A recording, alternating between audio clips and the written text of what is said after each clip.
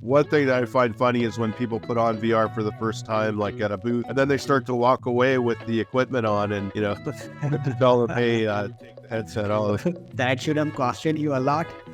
It's funny how, you can get lost in virtual reality. A surgeon has to do some surgery next day. He can do that simulation one day earlier. Yes, you can do surgical rehearsals. Surgeon got permission from the patient to take their CT scan. We turned it into a 3D model, and then they actually practice that surgery a week before they perform the real live surgery, and they save time.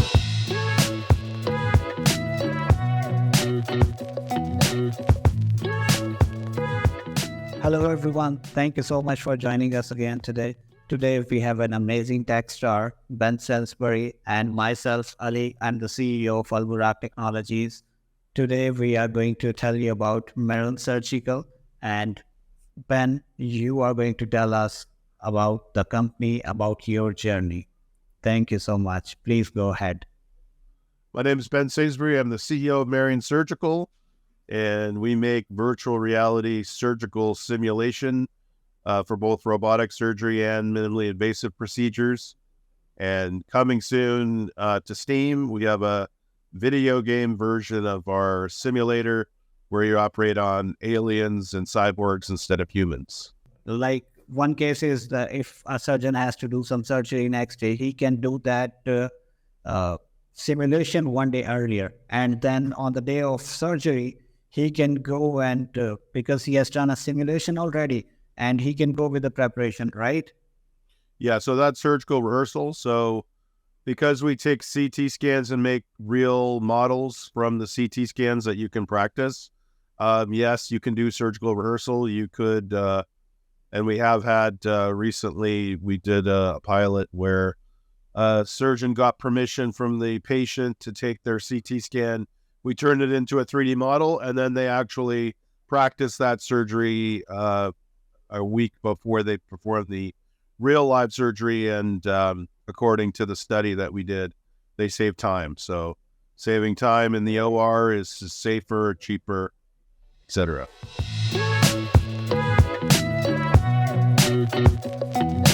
And how many surgeries they can practice? How many models you have right now?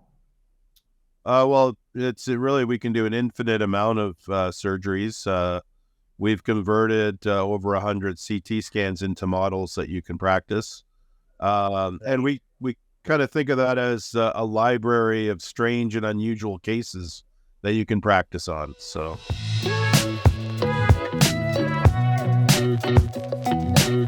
What are the losses right now in the industry, right? And how your technology is going to transform everything in that aspect? Yeah, sure. So surgical error, it's been reported as much as 180,000 deaths per year because of surgical error. So that's something that, getting better training, better practice will basically curb that kind of, that's in the US alone. So that's one of the metrics that we're trying to solve. It's just improving patient outcomes by having the surgeons being the best trained that they can. For both, we have a simulation in robotic surgery, so using surgical robots, and then also in, we're basically focused on laparoscopic, minimally invasive type surgeries.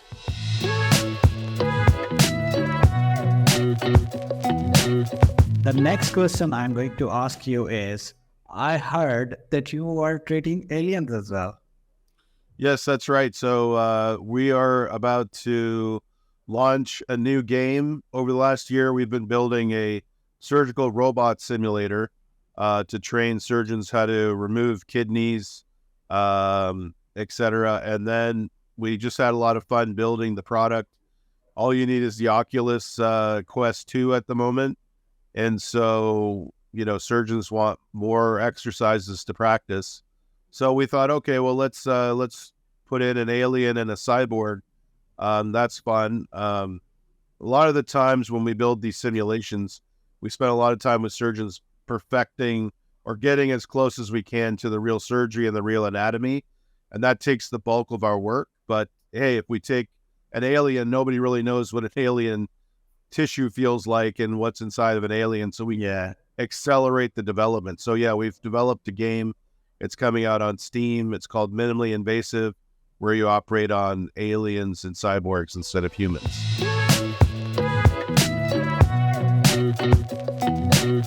So right now your technology is based on virtual reality boxes, right? That's right. Okay, so tell us a little bit about how this thing work, right? How what the surgeons look into the VR boxes, right? And how you perform all this thing. Give us a brief how your devices actually work. Yeah, sure. So we've got a portable and a medical cart version, but essentially we've got several products. So I'll just talk about the core haptic technology, which is what we started with, which is training surgeons how to remove kidney stones. Was the first operation it's a platform. But essentially, you put on a virtual reality headset, you step into a virtual operating room that feels just like the real thing, and then you pick up your surgical tool, and it feels like the real tool, and then you actually perform the surgery on a virtual patient, and then the haptic tool provides feedback, feel feedback, that it feels like you're actually pushing into skin and into the kidney. You feel the pop, and then you go in and get your stones. So we've made it as realistic as possible. On the robotic surgery, we're mimicking the console that you sit at when you do robotic surgery. So you've got the clutch, and you're basically trying to use the surgical arms that's in the patient in the same room. Okay, that makes a lot of sense.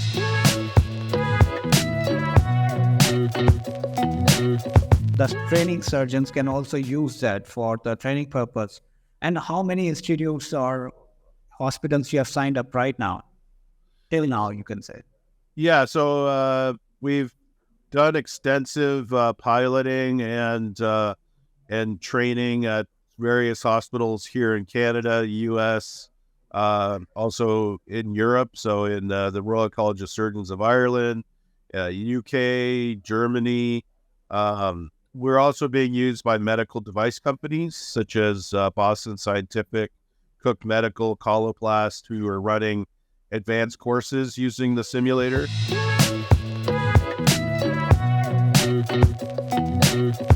Tell us something interesting. When you give it to the doctors, right? Yes. Tell us something funny about how they behaved, how they treated your device, right? So it's very interesting for surgeons to use the device. I mean, we've had it at various trade shows like the World Congress of Endourology or the AUA, the American Urology Association Conference. One thing that I find funny is when people put on VR for the first time, like at a booth, and then they start to walk away with the equipment on, and tell them, hey, take the headset off. That shouldn't cost you a lot. It's funny how, I mean, you can get lost in virtual reality. Even when you're developing, sometimes you can develop inside the VR, and, you think, okay, I'll take a break, so I'll just put my hand controllers on the desk, and then they fall to the ground. Yeah. It's a virtual reality desk. So it's really hard to, the brain can basically lose itself in virtual reality. So you're I can't believe second that completely. And that's kind of what we're going for. It's making it as realistic as possible. So we're trying to, find different techniques for sound and for feeling and everything. It's all about basically making the surgeon feel like they're in the space, so that they basically, they're not saying they're going, is this real? Is this not real? They're just doing the task and learning. The scoring system, we have a pretty comprehensive score, so you can see how much tissue damage you've done, how much time you spent, what your tool path is. We've actually measured the tool path of expert versus non-experts to determine kind of like, we've gotten a lot of really interesting data from the metrics, because everywhere the robot moves and how much forces that you're actually applying to the device, we're absorbing that data. And so some interesting things like new surgeons we were finding with the device in the kidney weren't torquing the kidney, and experts were, because experts had spent a lot of time, more comfortable doing the surgery. And, just a data point that we found interesting was that why is there more pressure being used by the expert surgeons? But anyway, that's just one of the things. Or figuring out techniques, comparing one hospital versus another and which surgeries are done faster. Right. Those.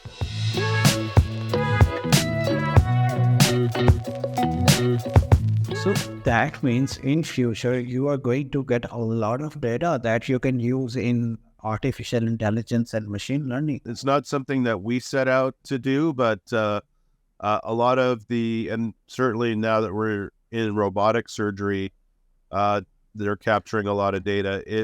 It would make sense that in the future, a robot could basically follow a tool path that was set by a human and perform that surgery and find the best practices. You could basically upload a CT scan and then after lots of machine learning, figure out what's the best tool path that's the most effective for doing the surgery, and then robot assisted surgery to follow that tool path. So yeah, I can see that being something in the far future after a lot more testing and data.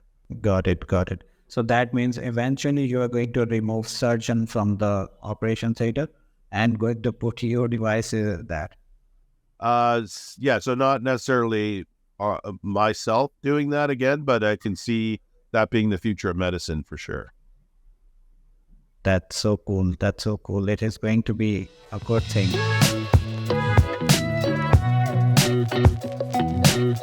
Tell us about the challenges you have faced in your journey for Marion Surgical when you founded it, right? Until now, you have achieved a lot of things. Tell us about some about your journey and the challenges you have faced in the past and challenges you have right now. Yeah, sure. So, the journey of a startup has always got challenges. It's funny, when we first started doing this back in 2016, going to funders and other partners, etc., was something new. Everybody said, "Oh, our surgeons really going to use virtual reality?" And it was all about educating them.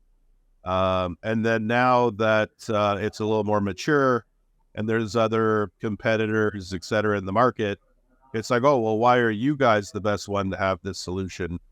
So it's kind of a different problem that we're trying to answer, different question. But yeah, so, ups and downs. Certainly virtual reality has gone through many changes, and it can be quite frustrating when somebody has an experience with virtual reality and say they have large glasses, and the headset that we're using can't accommodate the large glasses. So they use the simulator without the glasses, and they, because we do a lot of evaluations, because publishing in medical journeys is part of our marketing strategy. So they say, oh, it was blurry, blah, blah. They say a bunch of things related to virtual reality, not necessarily the Marion Surgical experience. I have some high hopes for the new Apple headset that's coming out. So there's a new Apple headset. It's going to actually accommodate for prescription. So you'd have, prescription lenses, etc., and some of that UI, it's going to hopefully, combat some of those issues. They're virtual reality issues, not simulation of surgery issues. Tell us some of the issues you have faced, right? So that we can describe that to our audience, that these kind of issues happen when you go into this field. Well, there's the hype cycle of virtual reality, which you kind of ride that wave. So at various parts of the year, there's virtual reality headsets that are released. And then there's a lot of excitement about virtual reality. And then there's it kind of sometimes falls away. We also have, we've experimented with augmented reality, etc. So it's just, trying to follow those trends. Now AI is huge, and machine learning, and getting, that into your technology. So it can be quite frustrating when you are talking to, say, new investors, and they want to be with the latest and greatest, and, somehow virtual reality goes in and out of fashion. So that's a challenge. Right. So you said you raised money as well with investors, and you met a lot of different kind of investors. That's right. Tell us something interesting regarding the investors meeting. Well, recently I had an interesting experience where I got an investor that reached out, or a so-called investor that reached out, or one of his, I guess his lead generation guys reached out to me to say they wanted to invest a large sum of money, but I had to go to Italy to basically meet the person. And I did some due diligence, and they had a website, and they had, the various, checks that I was able to kind of verify that they were a real entity. And I said, well, I need to meet the funder himself before I go. I had a call with him on WhatsApp, and then I was going to Spain to wrap up our project, but I went to Italy on the way, and I met with him in a restaurant, and then the conversation turned to crypto. I had to put a bunch of money up on a crypto account, and then, that was a commission. It got very sketchy. I had a nice light left, and so that's the end of that. Luckily, I didn't put money in a crypto account in order to release the larger sum of money that was the investment. But I've come to learn that that's a common scheme that's happening, and so it was very interesting. So I meet all types of folks, all types of investors, some doctors that are helpful, that can, generate leads and get us into new hospitals, new opportunities, that kind of thing. I had another interesting thing. We won something in China, and I traveled to China to collect the money. But again, that one was also kind of an interesting situation. So I've met a lot of interesting folks. Yeah. So that was not basically scheme, that was a scam. Scams. Yeah, I don't know what it is. I mean, I don't know. I don't know for sure because I didn't get scammed. But it sure seemed that all the sort of signs were there that a scam was about to take place. Right. Okay. Tell us, Ben, you did your PhD, right? And then you started a business because you were already working on these machines in your PhD. So what was the motivation? It was planned that I will do this thing in my PhD, and then I will pursue it as a business. It was a plan, or it was God's will, you can say, or some other force, you can say, that motivated you to build a business, or what were the events behind building a business? Yeah, sure. So I came from the entertainment industry before doing this. And I also used to sell engineering software. So I'm kind of used to, I guess, being around technical engineer folks. So I kind of had that background. And then I got really excited about virtual reality, especially with the first headset. I thought, oh, this is really cool tech. And then one of my old mentors, when I was taking screenwriting, once said, in the entertainment business, you can make a killing, but you can't make a living. And what he meant by that was it's a hit business. You really have to have a huge success. You can't really, get sustainable income from B to C. So I thought I always kind of took that on, and so when I was taking virtual reality classes at UOIT University, Ontario Tech University, I think it's called now. Anyways, I got really interested in other applications for virtual reality. So that was serious gaming. So that would be, how can virtual reality be used for training? And I made a prototype of a Google Cardboard with the team to do heart surgery. And then I ended up showing it to a surgeon who's now my partner, because he got very excited about how the technology could be used for urology, which is what he does. So kidney stones. And it happens to be a great application for kidney stone especially the puncturing part. So it's sort of these synergies came together. So that's kind of how that happened. And then I was full-time pursuing the PhD, and then I went to part-time.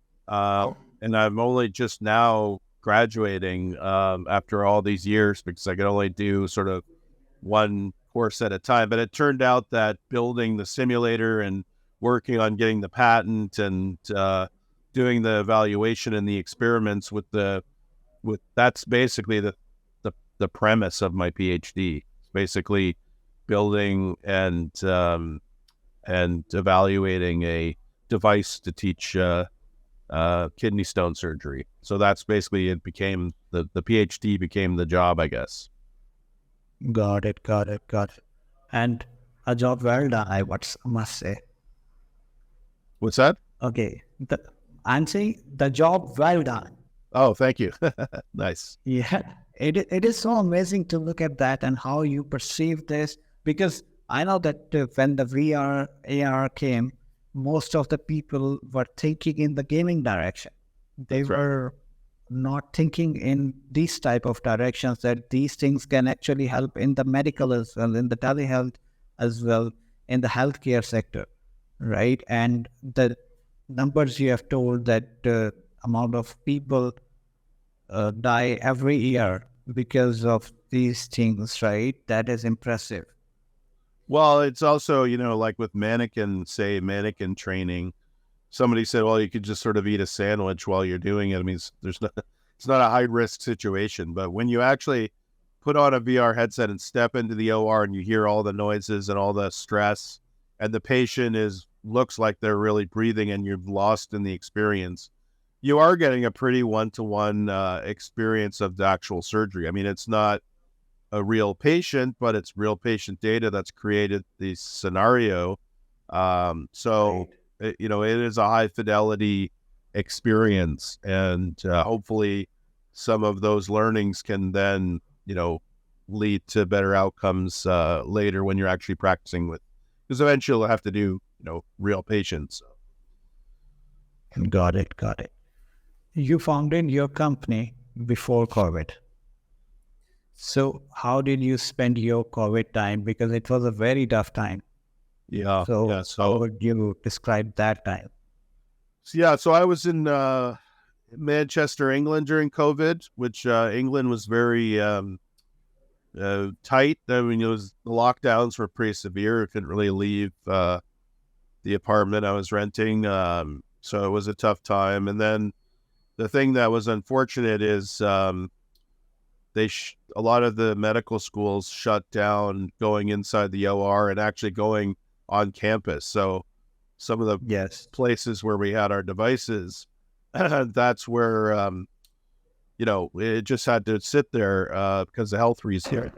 We didn't quite have our VR only Oculus robotic platform that we have now. If we had had that at the time, I could have, frisbeed a lot of VR headsets to folks, and they could have, maybe with a cleaning program, they could have gotten around to give those residents some hands-on experience that they were so wanting. But basically, I was stuck in an apartment in Manchester, and what we're trying to do with our technology is we're trying to basically mimic human touch feel with robots with robotic arms and technology. So we're using technology, but we're trying to mimic human touch and feel. So during that COVID time is where I came up with this sort of premise for this alien cyborg surgery.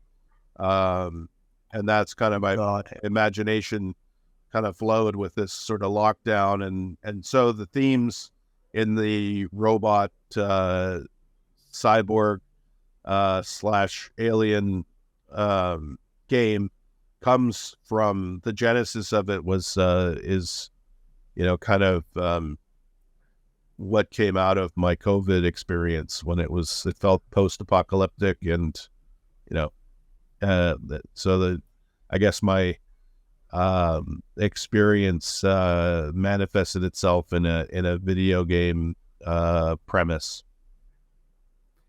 That is what we call a serial entrepreneur. So from the problem of COVID, you decided to develop a game and have surgeries of the aliens.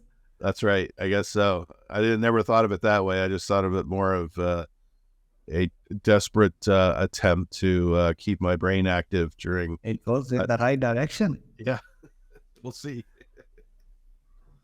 So when we are going to see that game? So we're going on Steam right now. You can wish list it. So minimally invasive wish listed now on Steam. We are thinking Q1 of next year, but we're kind of the team's all hands on deck to build a demo, like a vertical slice that you can test out, and we want to get lots of feedback. So one thing we've learned is not just build and they shall come. Build, test, break, rebuild, test, break is the better way to go. So so if we get folks wish listing and then opting in to be beta testers, we should have a game out Q1 of 2024.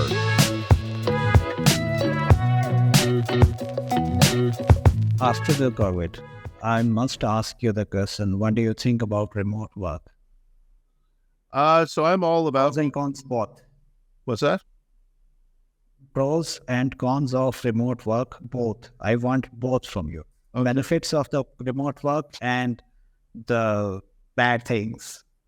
Yeah. So on remote work, I like it. I mean, we have a team. Some of them are in the GTA, some are in Edmonton, some are in Ottawa. So we do have sort of a mixed bag. We're now located in the north. So, I mean, there's pros and cons to remote work. When you're working as a team, there's a synergy that happens, and there's a shorthand, and I think a lot gets done that way. But it can also be more productive to be working in your own space. I mean, one of the things that we use is Discord. So everybody's on Discord at the same time. We have, meetings every couple of days. So the whole team can kind of go through and show what they're working on. Trello boards. So it feels like you're, working with the team on the day to day. One of the things that we just did an offsite where we had a whole team together. And it was really interesting for folks that have been working together for quite a while that have never met each other to meet. And hopefully that will spin out to some synergies and some relationship building beyond just sort of being a face on a Google Hangout kind of thing or Google Meet.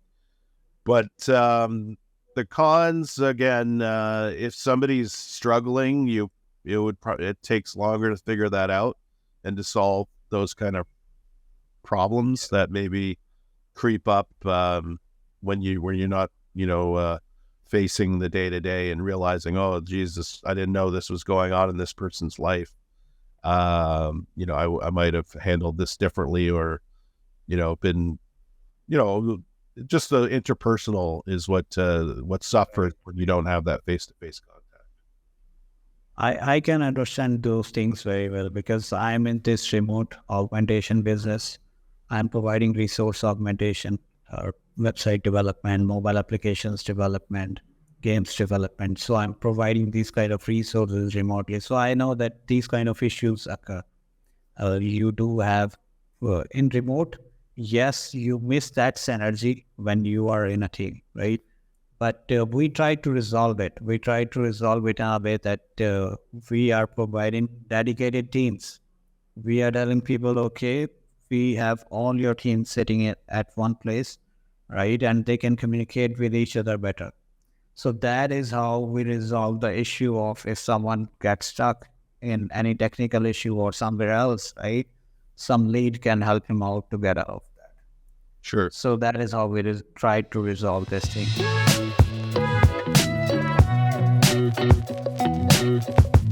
Okay, in the last, I must ask you, what are the future goals? So, I mean, we've got a platform, so we want to add more surgeries to the platform. So, we're looking at a liver stone surgery. We're looking at some gynecology procedures, some other minimally invasive procedures. So, of course, doing that.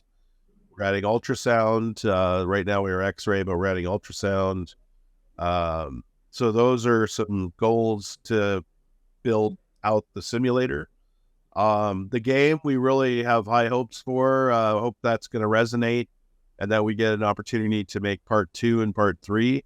This new genre of a fun surgery, but you're still learning basic skills of a surgeon. So we're hoping, that maybe the next generation of surgeons, this could identify you as having very steady hands and maybe you should pursue medicine, or just a surgeon looking to kind of just lose themselves in a fun game, but actually be building up that muscle memory. So hopefully the game will allow us to, make more games if it does okay.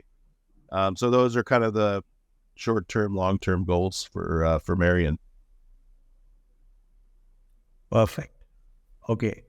In the last, I would like you to give some lessons to the aspiring entrepreneurs. What do you have to say to them who are going to try build their own businesses? Yeah, sure. So, I mean, something that's so true and that other entrepreneurs have told me, and I've sort of rolled my eyes when I heard it, but you just got to keep going.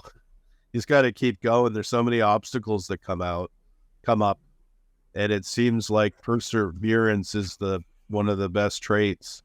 Not necessarily having the best idea, most money, biggest team, etc. That wins. It's perseverance and overcoming obstacles and that kind of thing. So I would say that and also getting feedback. It's really hard to get feedback, but getting feedback to tweak your idea and build something that a customer wants. Early in building our product and spending time in the operating room with my partner, we had a deal with a medical device company that ended up purchasing a very early device, and then we worked with them to figure out, how to make this thing useful. And then we went to trade shows and got feedback from folks, and that was back when our device was, I think we had a sewing needle, and it was real early days prototype, but we listened to the feedback and then slowly we built a product out of it. And there was one very tough surgeon who just kept telling us that our product sucked, and then one day we were at a trade show and they said, "Oh, I think you guys, this is really starting to feel real, like the real thing." And that to us was a sign that, hey, we've built something that's useful. So yeah, it's the old perseverance wins the day, but everybody says that, so it just happens to be true in our case. Thank you so much, Ben. That was amazing advice. And to the people who are watching us, do subscribe us so that we keep bringing tech stars like Ben to your screens. Hear from these experts so that you can learn and you can avoid the mistakes which we all have made. And wish list minimally invasive on Steam. Please. Yeah, I'm sorry. Wish list minimally invasive, our new game on Steam. Yes. You need to send us the link for that. I will, absolutely. And we will place that link in the video. Okay.